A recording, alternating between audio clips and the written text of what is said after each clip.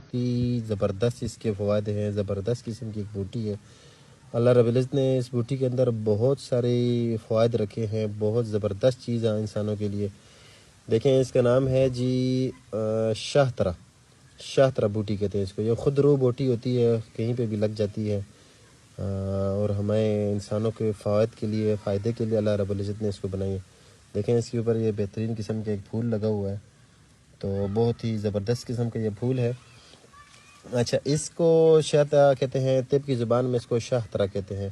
بہت ہی زبردست قسم کی یہ چیز ہے۔ اس کے اندر خوبی یہ ہے کہ یہ خون کو صاف کرتی ہے، خون کے اندر جو فساد ہو جاتا ہے، جو خارش پھوڑے پھنسیاں ہو جاتی ہیں، تو اس کو استعمال کیا جاتا ہے۔ اس کو خشک کر کے اس کو آدھی چمچ صبح اور آدھی چمچ شام لیں تو انشاءاللہ چہرے کے دانے، وہ جو پھوڑے پھنسیاں ہیں جسم پہ، کہیں پہ بھی ایسی چیزیں ہیں، وہ ختم ہو جاتی ہیں۔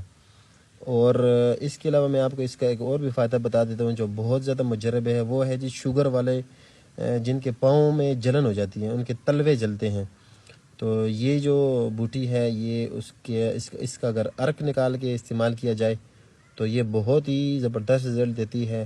پاؤں کی جلن جو ہے وہ دنوں میں ختم ہو جاتی ہے، اور بندہ بالکل نارمل فنکشنل ہو کے اپنی لائف میں واپس آ جاتا ہے۔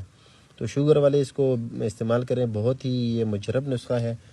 اور جن کے لوگوں کا خون صاف نہیں ہے، خون کے اندر خرابی آ گئی ہے، قسم قسم کے فاسٹ فوڈ وغیرہ اور پاپڑ چپس تلی ہوئی چیزیں کھاتے رہتے ہیں، وہ اس کو لازمی استعمال کریں۔